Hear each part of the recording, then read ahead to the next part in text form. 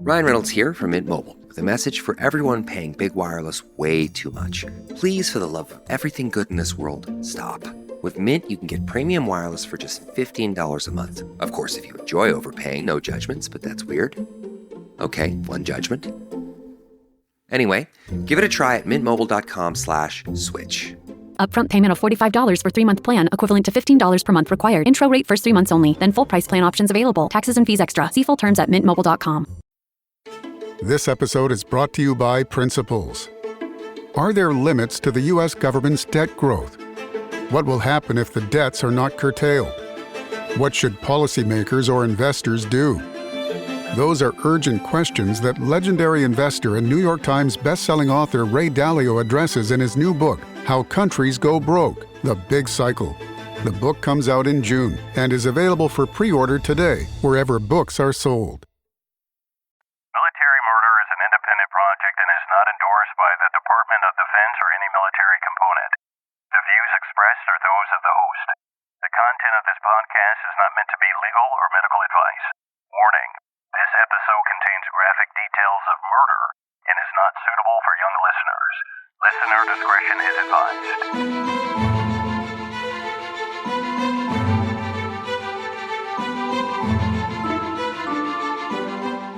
Welcome back, True Crime Army. I am your host, Margot, and this is Military Murder, a show where I focus on crimes committed by military members and veterans. But don't worry, you don't have to know anything about the military to listen, I promise. You just have to be a true crime enthusiast, and if that's you, welcome home. Hi, everyone. I have a few announcements to make. First, I am going to be in Vegas at the end of the month for CrimeCon, where Military Murder is a featured podcast on the prestigious Podcast Row. Yay! So if you're in Vegas or close by and can make it, check out crimecon.com for tickets so that you can stop by my booth to say hello. But if you can't make it to CrimeCon, perhaps you can make it to True Crime Podcast Festival in late August in Dallas, Texas. Again, I will be crushing it at my booth there, so if you're close by, go check it out. Finally, just a little reminder that I do have a Patreon fan club where you can listen to more content.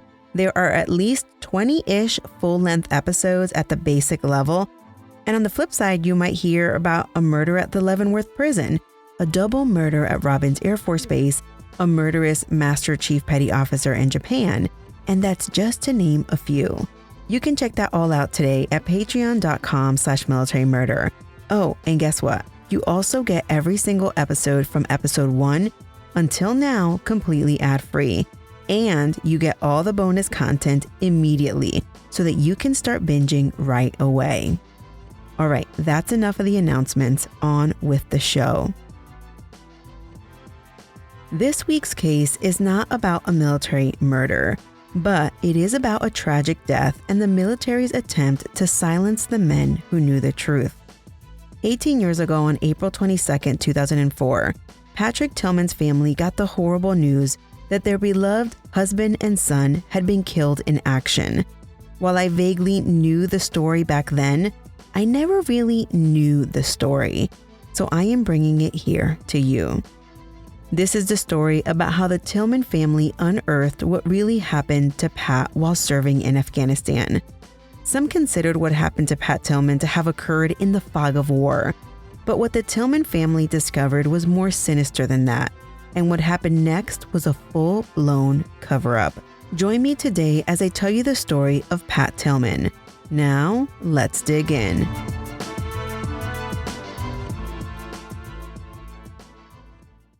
This story was researched and written in part by Myrtle. The sources for this story include 2 books, one book by John Krakow. I think that's how you say his name, but I'm not sure. And his book is titled Where Men Win Glory.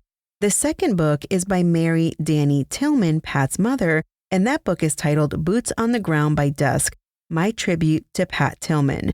We also watched a documentary titled The Tillman Story. On this documentary, you will hear from Pat's wife, Pat's mom, dad, and youngest brother. We also hear from a few soldiers who served alongside Pat. We also rely on articles from the Washington Post and The Hill, and finally, the PatTillmanFoundation.org website. Our story begins in a remote canyon in the Khost province in eastern Afghanistan. Late in the afternoon on April 22, 2004, a platoon of Army Rangers known as the Black Sheep were engaged in a fight for their lives. The platoon was a part of the elite 75th Ranger Regiment, 2nd Ranger Battalion, Alpha Company, 2nd Platoon, out of Fort Lewis, Washington. Almost immediately before this firefight, the platoon had been split into two elements that they called serials. Serial 1 had gone west towards a village called Mana. Serial 2 had gone to the east to drop off a broke-down Humvee that was being towed. Serial 2 was only supposed to make a quick pit stop, drop off the broken vehicle, turn around, and meet up with Serial 1 in Mana. A local national was towing the broken-down Humvee with a Jenga truck. Jengas are flatbed trucks that are about the size of a mid-size moving truck like a U-Haul. They're decked out with bells and painted in bright colors. The troops called these trucks Jenga trucks because, the bells jingled when they were on the move. At a fork in the road where Serial 1 had turned west towards Mana, the Jenga truck in Serial 2 brought his truck to a screeching halt. He turned to the interpreter and was like, "Oh, hell no, we are not going that way." The Jenga driver told the interpreter that he didn't think their intended route was safe. He opined that it would be safer to go west with Serial 1 and that they would still be able to get the vehicle to the drop-off location. The driver's biggest concern was driving over the top of the mountain, which was extremely dangerous and probably for various reasons. Serial 2's leader, Sergeant Gadek, agreed and turned the convoy around, instructing everyone to follow the route that Serial 1 had just gone a few minutes earlier. Serial 2 busted a Yui and the Jenga truck led the convoy. By this point, Serial 2 was a mere 15 minutes behind Serial 1, but by this point the sun was setting, giving off weird shadows and putting the soldiers on edge. The canyon they were traveling through was a tight fit with steep walls that went straight up on both sides, leaving a slim margin of error. The Rangers had to crank their necks out the windows to try to see the top of the canyon where Taliban might be setting up for an attack. When all of a sudden, as they were driving, there was a loud explosion, kaboom. Almost immediately, the soldiers started yelling, "IED! IED!" IEDs are improvised explosive devices that are remotely detonated bombs that were often planted along routes that American convoys were traveling. Instinctively, training kicked in and the Rangers got to work. They were now in survival mode. They dismounted their vehicles and within a few seconds there was another explosion. Kaboom! Crap! They realized that it wasn't an IED after all. They were getting hit with mortars. Mortars are explosive devices that are launched from a distance and are referred to as indirect fire because they aren't a precise weapon. Mortars make a blast zone that kills and maims anyone within its blast radius. Kaboom! A third mortar now exploded near where the second one had landed, causing rocks to crash down around the vehicles. Almost simultaneously, the soldiers started receiving small arms fire. Sergeant Gadek got on the radio yelling, "Go, go, go! It's not IEDs, it's mortars!" The Rangers got back into their vehicles but couldn't get out of the kill zone because the freaking Jenga driver was just sitting there. He wasn't a soldier, just a local national, and he was cowering under an overhang at the base of a cliff. Right away, one of the Rangers sighted what he thought might be a forward observer, and he engaged the target. That prompted other Rangers to fire on that area as well. The turret gunner considered shooting his Mark 19 grenade launcher at the target, but he was worried about the grenades hitting the rock walls and bouncing back down on their own heads. One of the squad leaders, Staff Sergeant Greg Baker, ran to the Jenga driver and yelled at him to move the truck. He forced the driver back behind the wheel and jumped into the passenger seat next to him. As the convoy started creeping ahead again, the Humvees behind the Jenga concentrated their firepower on the ridge above them with a .50 caliber machine gun, a .240 Bravo machine gun, and 2 or 3 M4s, and finally an M203 grenade launcher. They drove as fast as possible, but that was only about 5 miles an hour because the terrain was so rough. They continued to be fired on by enemy fighters. Sergeant Baker used the buttstock of his M4 to break out the side window of the Jenga and returned fire. As they lumbered along through the narrow canyon, one of the vehicles lost its mounted gun, a .240, when it hit the canyon wall. The soldiers quickly retrieved it, but the buttstock had been sheared off when it hit the wall. Another mortar exploded on the wall above them, scarring the Jenga driver, so he stopped the truck again. The entire convoy came to a screeching halt because the canyon was too narrow for them to maneuver around the Jenga. The Rangers dismounted their vehicles again, and they could see 4 enemy personnel on a ridgeline wearing what they called, quote, gray man dresses, end quote. They fired their M4s and set up a mortar tube and fired a 60-millimeter mortar up towards where they had seen the enemy fighters. Sergeant Baker had to really work to convince the driver to get going again, and when he finally did, the convoy lurched forward again, all the while the Rangers were lighting up the top of the canyon, even though the mortars and small arms fire had stopped. They exited the canyon about 3/4 of a mile past where they had been fired upon, and the Jenga inexplicably stopped again. And again, all the vehicles rolled to a stop in a valley on the west end of the canyon. When Serial 2 had come under attack, Serial 1 had just exited the canyon on the west end. As soon as they heard the explosions and gunfire, a dozen Rangers or so scrambled out of their vehicles to get to higher ground, in the hope that they could provide cover for their teammates in Serial 2.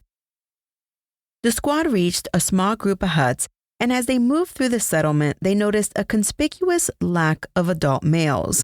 It was evening and dinner time. Normally, at least one adult was in the household, and this led them to believe that the Pashtun villagers were supporting the Taliban, and that the missing men were probably the ones who were attacking the convoy that Serial 2 was on.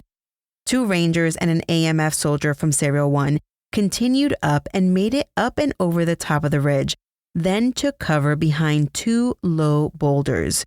They were spotted by enemy fighters and began receiving direct fire.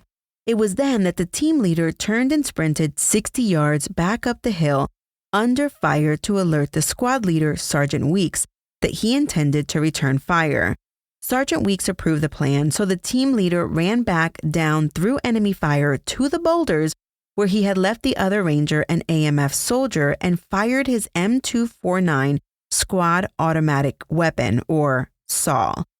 The squad leader was shooting the enemy on the opposite ridge, and he was doing this so that the other 2 men with him would know where they should shoot as well. Behind them, the entire team was under fire now. Mortars and bullets sprayed around them. As described in the book Where Men Win Glory, one of the Rangers recalled that he heard a strange buzzing and kind of like a crackling noise, and he thought it sounded like static electricity. But in actuality, it was the sound of rounds whizzing right past his head. None of them could tell exactly where the rounds were coming from. Suddenly, a grenade exploded about 30 feet away from the position where Sergeant Weeks was with the rest of the Rangers. One of the soldiers thought he saw movement on a ridge about 800 meters away from their position, and he opened fire with a burst from his .240 Bravo machine gun. Once he began firing, the rest of the Rangers followed suit, firing chaotically into the hills. Sergeant Weeks yelled at them to cease fire because most of them were armed with M4 rifles anyway, and they didn't have the range to hit a target 800 meters away. They continued to receive fire, but couldn't be sure where it was coming from. The 2 Rangers and AMF soldier who were further down the hill from Weeks and the rest of the Rangers saw the Jenga in Serial 2 exit from the canyon. The team leader noticed a muzzle flash across the valley about 400 yards away and fired his SAW to let the AMF soldier and fellow Ranger know where he wanted them to fire, and they began to engage the target. They shot at the insurgents across the canyon, attempting to provide cover fire for the remainder of the platoon in Serial 2 below them.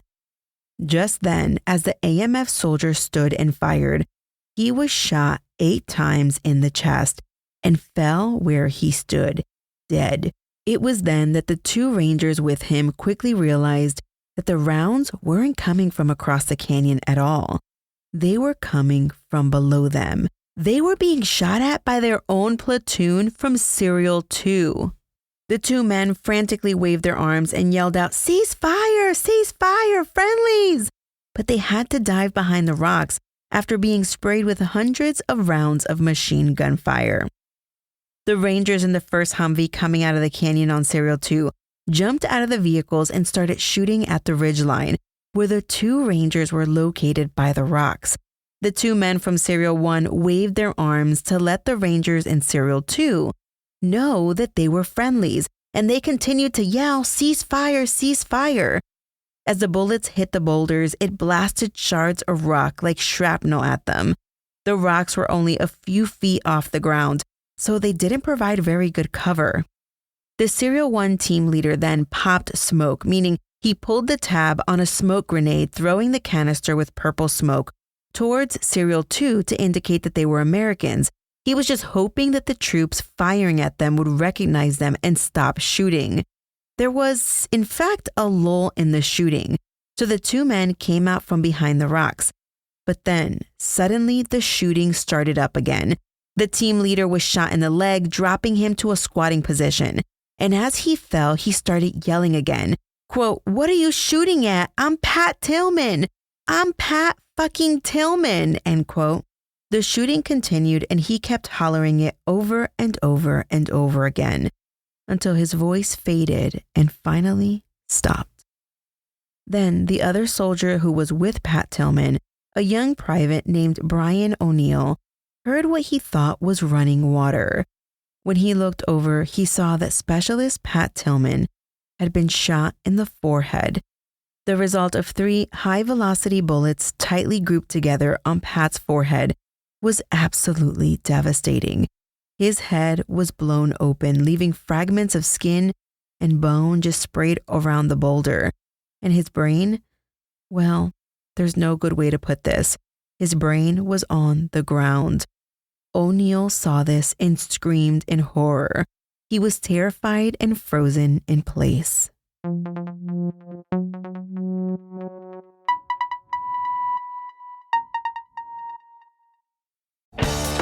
Still getting around to that fix on your car?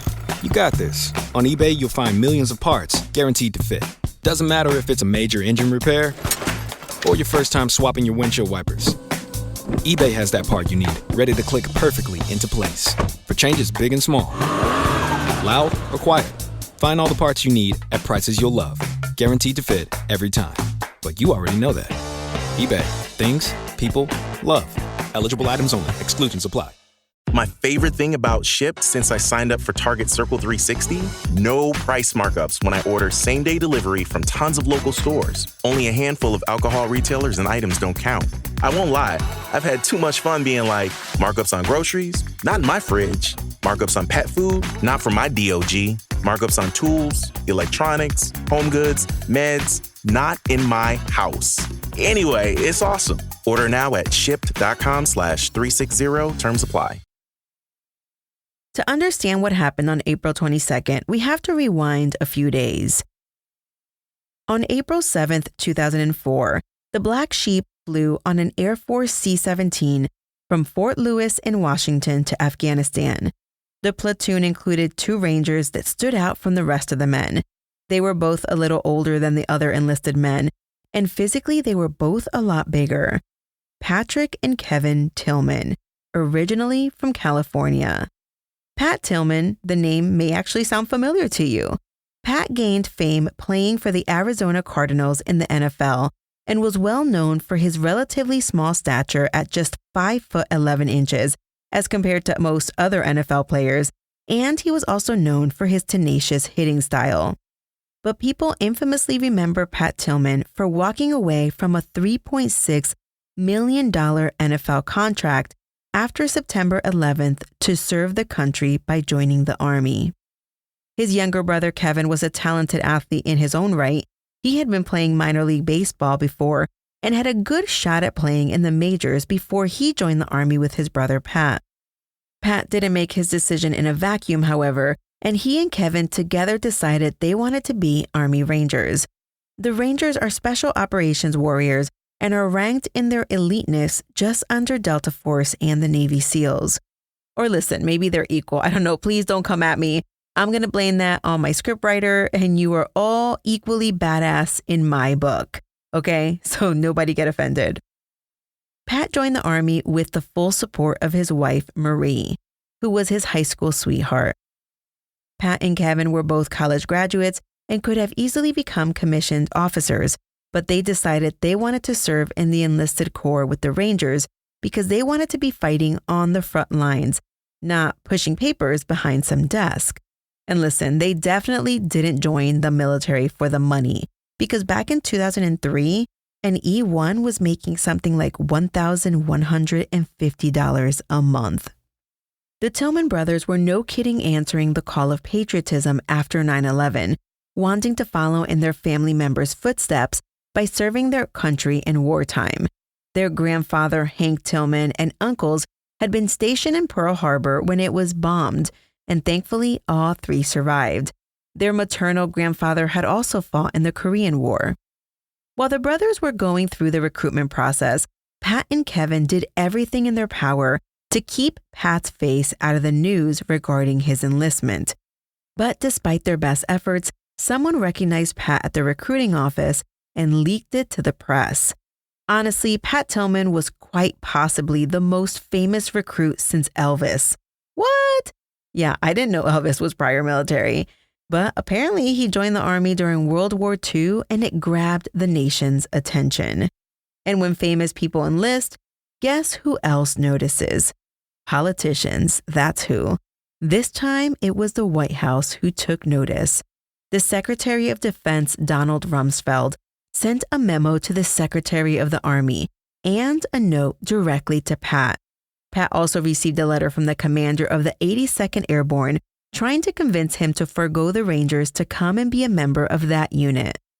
This type of fanfare would have made anyone feel special, but not Pat. It actually made him uncomfortable. Yeah. He was used to being in the spotlight, but Pat didn't want to be used as a recruitment tool. He wanted to serve his country fearlessly, but quietly. It was about America. It wasn't about him.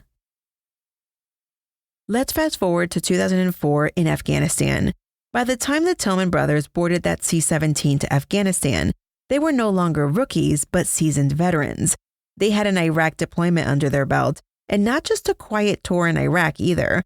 While they were there, they were part of a mission that sent a massive force of Marines, Rangers, Green Berets, Delta Force operators, SEALs, and Air Force pararescue to rescue a prisoner of war that had been taken captive during an attack on a convoy. I'll give you a guess who that POW was. Going once, going twice, Private Jessica Lynch. But more on that later. After Pat returned from that Iraq deployment, he was somewhat disillusioned with the war and how things were unfolding. But he made a commitment and he was going to follow through. Now it was 2004, and the brothers and the rest of the team landed at Bagram Field in Afghanistan 36 hours after they left Washington State. And while they were there, they waited on orders. But they wouldn't have to wait long, because on April 14th, they flew by helicopter 120 miles south to Forward Operating Base, also known as a FOB, Salerno in the Coast Province. They only stayed at the FOB long enough to mount their big guns on the Humvees and Toyota Hilux pickups and pack their provisions, which were cases of rations called meals ready to eat, or as they're known in the military, MREs. And of course, they packed water. The same day they arrived, they rolled out from Salerno on their first mission outside the wire since arriving in Afghanistan. And by the way, outside the wire, that just means outside the military base in Afghanistan. The Black Sheep Platoon had been tasked with finding and eliminating areas of Taliban support in the remote villages along the Zero Line as part of a new offensive called Operation Mountain Storm. The Zero Line is what the Army called the border between Pakistan and Afghanistan. The villages were occupied by two different Pashtun tribes. Both tribes were known for their support of Taliban and Al-Qaeda fighters and their fierce defiance against anyone they perceived to be an invader. Around 15 of the Rangers in the Black Sheep Platoon had never seen combat before, and some who were on their very first deployments Well, they were excited that they might actually have a chance to earn the combat infantry badge. According to Myrtle's research, it was, or maybe it still is, an embarrassment for a ranger to go into a combat zone and not engage in battle. At any rate, the rangers all felt the same. They hadn't gone through incredibly hard training, earning their coveted tan beret so that they could avoid the fight. They joined because they wanted to belong to an elite fighting force that had a long history of participating in wars, going back to the Revolutionary War. They wanted to prove their merit under fire. They were hungry to fight.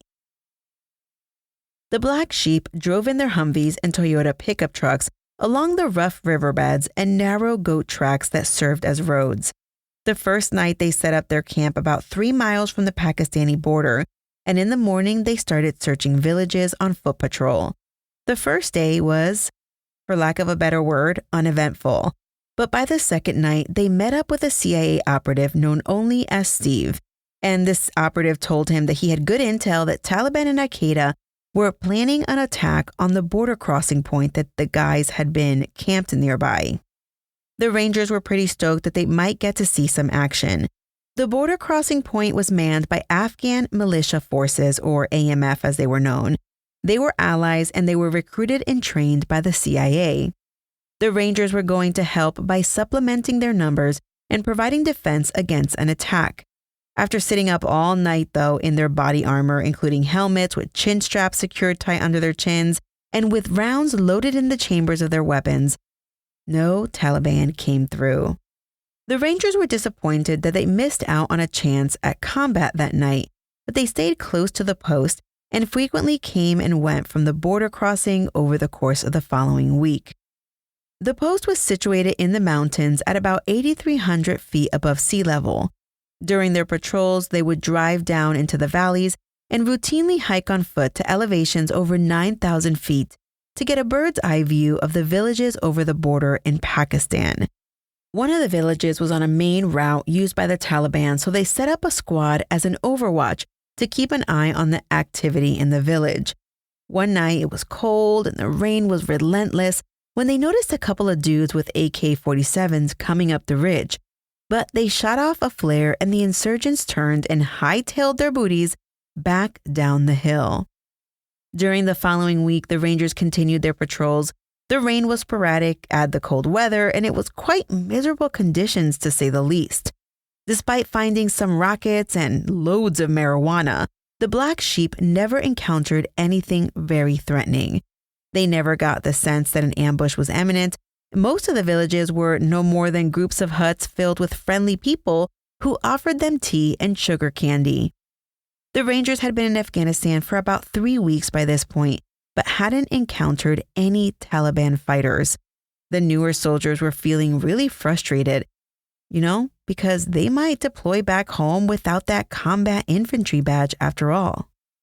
Due to the large area and number of villages they were responsible for clearing, the constant rattling up and down the rutted, rough roads around the province was taking its toll on the vehicles. On April 20th, one of the Humvees broke down, and it wouldn't start despite the mechanic dedicating an entire day to try to get it running again. The following day, the mechanic worked hard, trying to get it going, but he didn't have any luck. The Rangers ran out of MREs, and they were hungry. So much so that some of them even took to rummaging in the trash for anything edible. Okay, anyone listening, is this true? Can someone please let me know, because this just makes me so sad. It really hurts my soul. Pat Tillman apparently was one of the Rangers who rummaged and dug through the trash pile until one day he triumphantly held up a brownie that had been tossed. Everyone had a good laugh over that. And the guys were so hungry that they even bought a goat from a villager. They butchered it and cooked it, although it reportedly wasn't very kind to the soldiers' digestive systems. Meanwhile, the Rangers mechanic continued to work on the Humvee and was pretty sure it was a busted fuel pump. He requested a new one from FOB Salerno, which was flown out to them by a helicopter, along with more MREs. Thank goodness. Meanwhile, the Rangers were trying to entertain themselves. The AMF soldiers suggested some friendly athletic games, Two competitions that they agreed upon were wrestling and rock throwing. For rock throwing, they chose a chunk of limestone to be the official throwing rock, and the games were on. The Rangers weren't idiots, though. They had a freaking NFL football player on their team. So someone went and found Pat to come participate in the games. And when he showed up, well, let's just say he had a presence. The AMF soldiers were astounded at how big Pat was. They hadn't seen many guys his size. And when Pat picked up the rock and heaved it, he tossed it a good 10 or 15 feet farther than the best shot thrown by the biggest guy the Afghans had. And everyone roared. The AMF soldiers loved Pat, and he got along great with them. Everyone had a good day, and it was times like these that helped to pass the time waiting on the truck to be fixed. It also distracted everyone from half-empty stomachs. But the platoon mechanic had some pretty bad news. The new fuel pump didn't fix the Humvee, so they decided if they couldn't get it to work, they would just have to tow it. The next morning on April 22nd, they hooked up the broken Humvee to a working Humvee, and they were on their way. They actually used a tow strap, by the way. It was daylight, and traveling during daylight hours went against Ranger policy. They normally moved in the dark to avoid the danger from IEDs, but headquarters insisted that they stick to a strict schedule, so they rolled out with the broke-down Humvee in tow. The route was going to take them along a river that went through a canyon and would descend over 1,500 feet in just 3 miles. It had rained and had been raining for days, if you remember me saying, so the conditions were muddy and slick, not to mention the jagged rocks that they had to go over and the tight spaces between boulders that they had to squeeze the convoys through. The towed Humvee took a beating and eventually snapped a tie rod, causing the front tires to flop out in opposite directions. It wasn't going anywhere. They had towed it just over 5 miles, and it only took them 4 hours. Oy. They were in a village called Margot. It was one that they hadn't patrolled and cleared yet. The platoon commander, Lieutenant David Utlau, called back to headquarters on their satellite phone and requested either a heavy wrecker to tow the broken Humvee back to FOB Salerno, or for them to send a Chinook helicopter to hook it up and sling load it out. Sling loading means that the Humvee would be moving by hanging it by a harness and dangling underneath a helicopter. Back at FOB Salerno, the commander, Lieutenant Colonel Jeffrey Bailey, he wasn't in at the time. Utlau spoke to the Alpha Company XO, Captain Kirby Dennis. Now bear with me as I explain the game of telephone that went down. As I was reading this, my eyes crossed and my brain turned into mush. But if you were ever a part of the military, this is just a typical Monday, Tuesday, Wednesday. You get the picture, and I digress. Captain Dennis, the executive officer, relayed the information to the Alpha Company commander, Captain William Saunders. Captain Saunders was then going to relay the information to Major Hodney. When Major Hodney sent information back to the field and Lieutenant Utlau, it went in reverse order back through the company commander to the XO and then to the lieutenant in an email.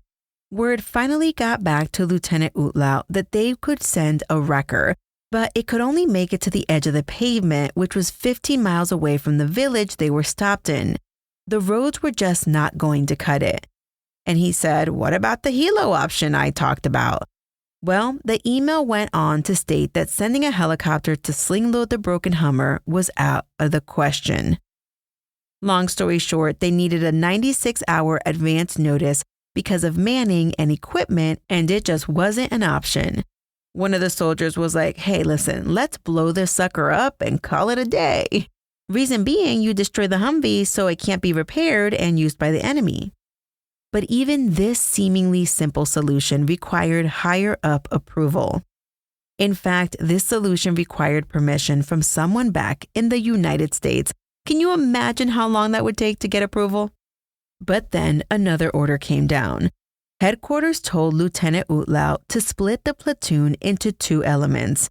Half of the platoon would go with the FUBAR, FUBAR, by the way, is an old military term that dates back to World War II, and it means effed up beyond all recognition.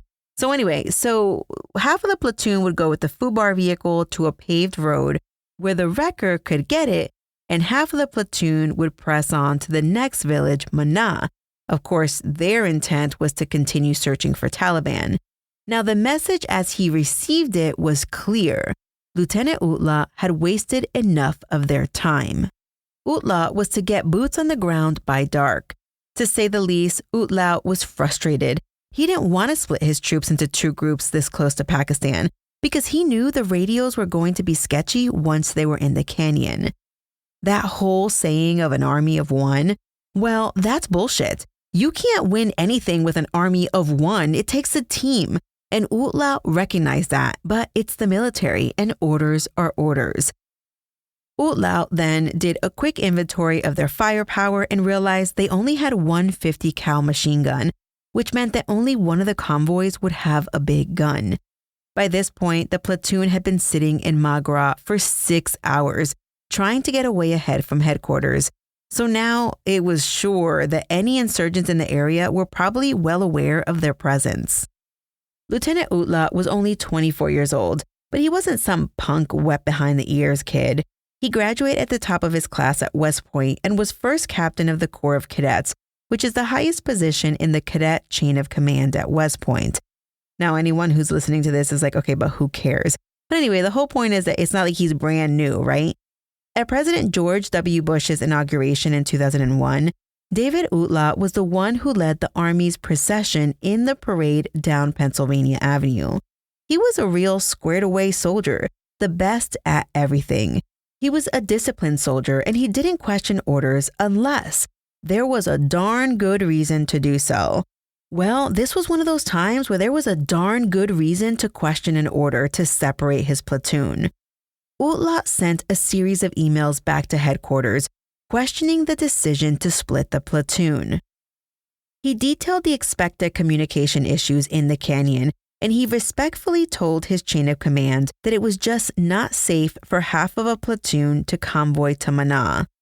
Sadly, though, his pleas fell on deaf ears. When the response came from headquarters, reconsideration denied. Oof. There was about an hour left before sundown when Lieutenant Utla finished splitting the platoon. He negotiated with the Jenga driver through an interpreter to hire him to tow the Humvee to the paved road to meet the wrecker. Lieutenant Utla was on Serial 1. That serial included 20 Army Rangers and 7 AMF soldiers. There were 2 Humvees and 4 Helix pickup trucks. Pat Tillman was on this serial, Serial 1, and they were heading to Mana. And there were 6 vehicles total in this convoy. Serial 2 was made up of 25 Army Rangers, 2 interpreters, and the driver who was a local national. They had the Jenga truck towing the jacked-up Humvee, and they had 5 additional vehicles. Kevin Tillman was on this serial, and he was in the very last Humvee riding in the gun turret. The gun turret, as it was explained to me, is a sling that the soldiers sit in, and their head and shoulders sit above the roof through a hole in the Humvee, where they take aim at things and shoot, you know? Okay, by this point, everyone is loaded into their Humvees, and they were all set to take off. But Lieutenant Utla made one last-ditch effort to keep his team together. He sent another email to headquarters. Again, he requested to keep his team together, stating lack of communication in the canyon, reduced number of Rangers in each group, and their reduced ability to respond to any threats. There was additionally the 2 50 cal guns were with Serial 2, leaving Serial 1 exposed because the broken Humvee had a 50 cal gun attached to it. Captain Dennis replied to Utla that he needed to execute the plan.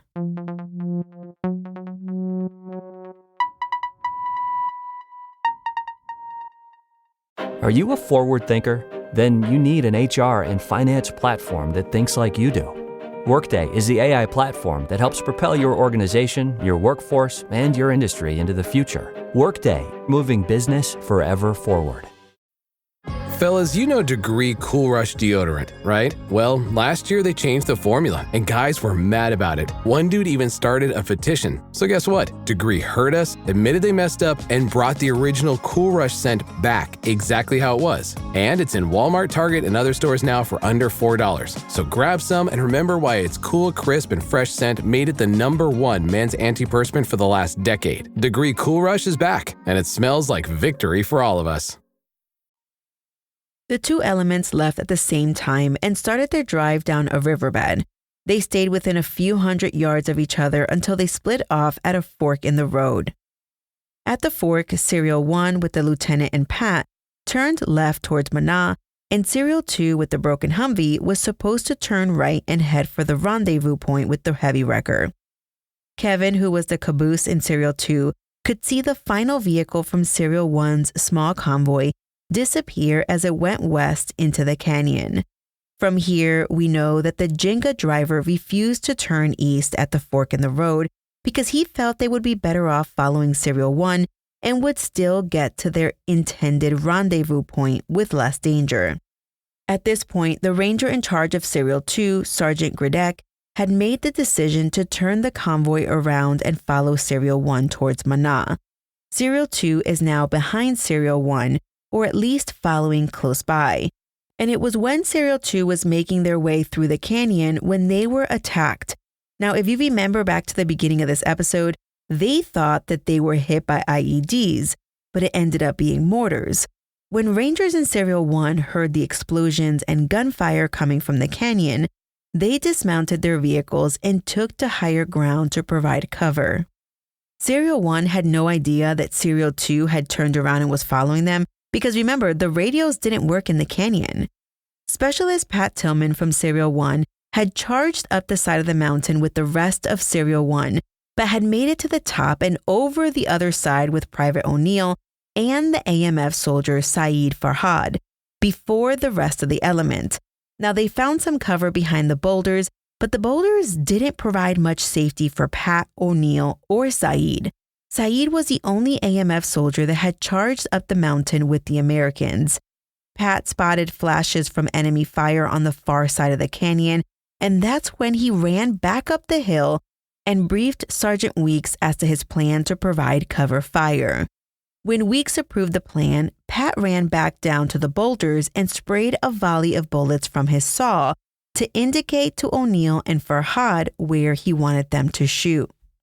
About that time, Serial 2 had made it through the canyon, and as the Jenga came to a halt just outside the mouth of the canyon, the second vehicle, a Humvee with 6 Rangers in it, came to a halt right behind it. They had been engaged in combat with the enemy. Their weapons were charged and they were amped up and on edge. Sergeant Baker had been riding in the Jenga, but got out and into the Humvee with the other Rangers. Many of the Rangers just experienced their first firefight. Baker noticed an AK-47 muzzle flash to his right side. As he looked closer, he could see it was a dark-skinned man with a beard firing. He raised his M4 and fired 6 rounds toward the perceived threat. 2 of the rounds found their mark and the bearded man fell to the ground. In the confusion, Baker had not seen that the fighter was Saeed Farhad, wearing an Afghani version of the American BDUs, which BDUs stands for battle dress uniform. Clearly, Saeed was not wearing the traditional shalwar kameez, which is a long tunic worn over baggy pants typically worn by Pashtun men in that region. Unbeknownst to Sergeant Baker from Serial 2, Saeed wasn't shooting at Serial 2, he was providing cover fire to protect them from the threat on the other side of the canyon. The remaining Rangers in the first Humvee from Serial 2 started shooting at the same location that Baker shot at. It was as the Humvee turned the corner of the opening of the canyon that the Humvee driver, Sergeant Khaled Sayer, noticed the vehicles from Serial 1 parked ahead of them. In the chaos, Khaled hollered, "Friendly's on top!" but no one heard him. Above, Pat Tillman and O'Neill desperately waved their arms and yelled to the soldiers shooting at them that they were friendlies and to cease fire. The book Where Men Win Glory describes the complete chaos. In the fading light, Private O'Neill couldn't make out any faces in the Humvee shooting at them, but he knew it was his friends. In desperation, he threw his weapon down onto the ground, hoping that they would see and stop shooting. He curled up into a ball and desperately began to pray out loud. Just then, Pat Tillman asked O'Neill why he was praying and what it was going to do for him. O'Neill ends up living, and he is able to further explain what transpired at this point on that mountain. And you can actually watch O'Neill talk in the documentary, The Tillman Story. At this point, Pat told O'Neill to quit praying because God wasn't going to be the one to help him now. This was reality, and he needed to focus on the situation at hand. Praying meant he wasn't paying attention, and not paying attention could get them killed. O'Neill actually credits Pat with saving his life by refocusing him in that moment. The shooting chaos continued for close to a minute. When you count 60 Mississippis, that might seem like a blink of an eye, but when you have hundreds of live rounds coming directly at you, it must seem like an eternity. The Rangers in Serial 2 continued to spray the mountainside with bullets from their M4s, M240 Bravos, and the 50 cal. They're all automatic weapons, by the way. An M249 SAW can lay down 1,000 rounds in 1 minute alone. 6 Rangers trained to hit their targets were behind those weapons. It wasn't a really good place to be on the receiving end of that. Sergeant Colette Sayer, the driver of the Humvee who tried to warn the Rangers in Serial 2 that Serial 1 was on the mountain, well, he continued to drive. At the same time, he reached back with one hand and grabbed the pant leg of gunner Stephen Ashpole, desperately trying to get his attention to stop him from firing the 50 cal on Serial 1. But Ashpole, experiencing the fog of war in that moment, was so focused he didn't notice Sayer yanking on his leg and kept firing. Farther up the mountain from O'Neill and Tillman, the rest of Serial 1 was totally exposed with no cover. They helplessly watched the Rangers in the Humvee spray bullets all over the side of the hill and into the village, rounds hitting all around them. One of the soldiers on the receiving end, Russell Bear, was nearly hit by a 40-millimeter grenade. He himself was carrying a SAW and recalled that he was extremely close to returning fire just to get them to stop. But miraculously, he maintained his restraint and did not shoot back. Lieutenant Utla and his radio man, Jade Lane, had stayed back with the vehicles to call headquarters and let them know that the attack in the canyon had taken place. After they had sent the comms, they moved up into the village and took a position next to a 2-story building where they could engage the enemy. They began to shoot across the canyon at the insurgents when they were suddenly knocked to the ground by an explosion. Lane looked up at the lieutenant and could see that the lieutenant had been hit in the face. Utla hadn't even noticed it yet, but when he touched his face, his glove was immediately soaked in blood. He had been hit in the face by shrapnel from a grenade. A few seconds later, Lane was struck by a bullet in the knee, and as he tried to drag himself to cover, he was hit in the chest. Thankfully, his body armor took the impact and the bullet ricocheted off and grazed his shoulder. The 2 men assumed that they had been hit by a mortar and AK-47 fire, but what they didn't know was that it was coming from members of their own platoon in Serial 2. As rounds continued to pour in on Serial 1's positions, Lane, the radio operator, got on the radio and screamed for fire support. There was an Air Force enlisted terminal attack controller on the other end of the radio who would be the one to get them air support if they needed it. The Serial 1 Rangers on the mountainside could hear the drone of an engine in the sky, and they wondered if it was the close air support that they had requested. As it grew closer, though, the sound became clear that it wasn't an A-10 at all.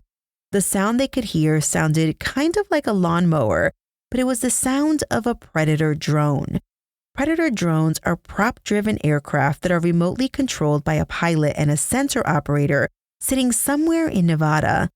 Predators are typically equipped with a high-resolution camera and were used for intelligence, reconnaissance, and surveillance, but at times carried a pair of Hellfire missiles on board for close air support. This Predator, however, was only armed with a camera, and it continued to patrol the skies overhead. By the time that Serial 2's lead Humvee reached Serial 1's tail Humvee, the shooting ceased. It had been 14 minutes from the start of the attack in the canyon until the last shot was fired. The soldiers from both elements were pretty deafened by the noise of the 50 cal firing. As the ringing in their ears stopped, soldiers from Serial 2 could hear the sounds of people yelling, and they were yelling, "Cease fire, cease fire." In the book Where Men Win Glory, the author describes this scene in shocking detail. Above them on the mountain, one of the soldiers could finally hear, and it was someone screaming, quote, "Oh my fucking God, oh my fucking God, oh my fucking God," end quote, over and over and over again. Sergeant Weeks, who had been in charge of Serial 1, and one of his team leaders, Sergeant Mel Ward, ordered the fire teams to stay put, and they ran down towards the sound of the screaming. That's where they found Private Brian O'Neill was in a state of hysteria. He was covered in Pat Tillman's blood, splinters of bone and brain matter. He had taken his helmet off, and his gun was still on the ground where he had thrown it. Weeks yelled at O'Neill to get his helmet back on, get his weapon, and square himself away.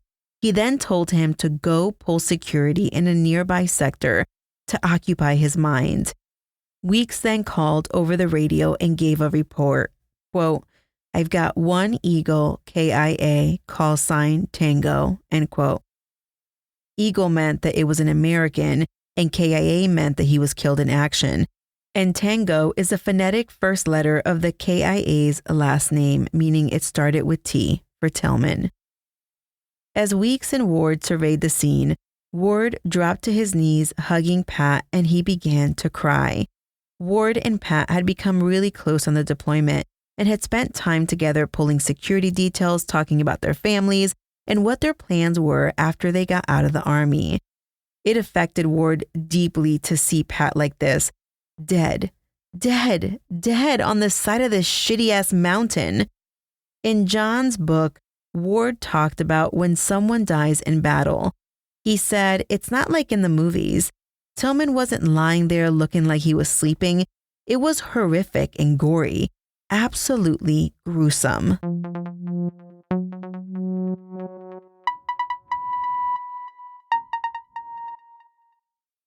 By now, Sergeant Godek had climbed the hill from Serial 2 and sent one of the soldiers down to the vehicles to get ponchos and a litter to transport Pat's body. By this time, the remaining vehicles from Serial 2 had emerged from the canyon and could see the activity on the mountain next to them. And let me just remind everyone at this point that Pat's brother, Kevin, he was in the very last Humvee, sitting right above everyone else in the turret. As the Humvee emerged from the canyon, Kevin could see the platoon carrying something large off the mountain, and he asked what happened. He's like, hello, what's going on? Someone told him it was an AMF soldier, but Kevin knew that something else was wrong. Regardless of where he was, Kevin could always hear his brother. Pat was described as having a very booming voice, but also he was a big-ass dude. So in actuality, if you couldn't hear him, you could at least see him. And Kevin couldn't see or hear his brother at all. And you have to remember, Kevin and Pat are not just friends, born merely 14 months apart from each other. From childhood, they have been listening for each other's voices. And sometimes the silence is louder than noise, especially when it comes to close family. Kevin again asked the Humvee driver, Sergeant Parsons, "Dude, what the flip is going on?" Parsons pretended he was distracted by moving the Humvee over to the other side of the vehicles. But Kevin was relentless, and he asked Parsons a third time. Parsons knew there was no more hiding what happened. He got up in the turret and told Kevin bluntly that Pat was dead. Kevin was silent for a few minutes. Then he got down and started pacing around the vehicle, yelling, "Fuck, fuck, fuck." The platoon's medic came over and took Kevin's M4 from him. Eventually, 2 Black Hawk helicopters landed. Pat Tillman and Saeed Fajar's body were loaded onto one of them. The 2 wounded Rangers, Lieutenant Utla and Private Lane, the radio man who had been shot in the knee and shoulder, they were loaded into the other Black Hawk helicopter. About an hour later, a helicopter came back and picked Kevin up to take him to FOB Salerno. Once the deceased were whisked away, the Black Sheep had to continue on their mission, which was to clear the nearby village of Mana. As the platoon cleared the village, they heard helicopters overhead, and they looked up and they could see 2 Chinooks. Each one had a Humvee sling loaded underneath them. The Black Sheep silently watched them fly by and lamented, if Lieutenant Utla had just won that argument with headquarters hours earlier, Pat and Saeed would still be alive, and the lieutenant and the operator would be unharmed. While this may seem like the end for anyone listening to this story, this is so far from the end. This is really just the beginning of an absolute nightmare for the Tillman family. There's the initial notification, your husband Pat, your son Pat, your brother Pat, died at the hands of enemy fire while he fought valiantly. Then there were the suspicions that something just wasn't right. Politicians were using Pat's image to propel their political agenda. The men who all knew the truth of what happened in Afghanistan were sworn to secrecy. But finally, a pissed off father sent a fuming letter that made the army shit their pants. All of this next time on Military Murder.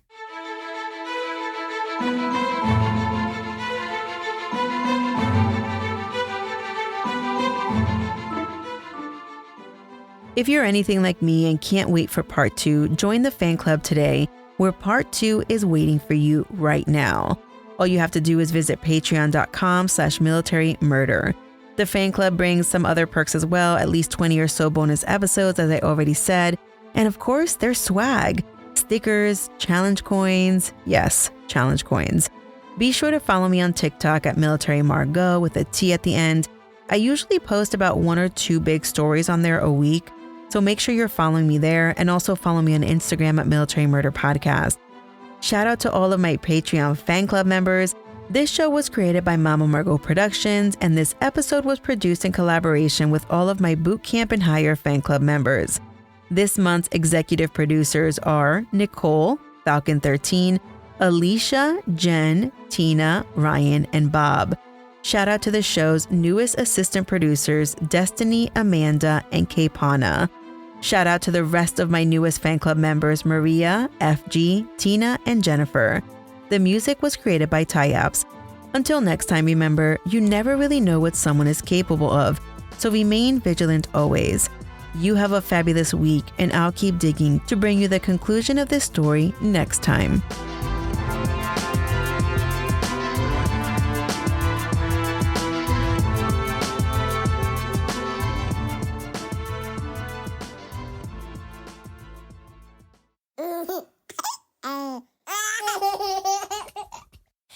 Mama's working on her podcast. I don't want to.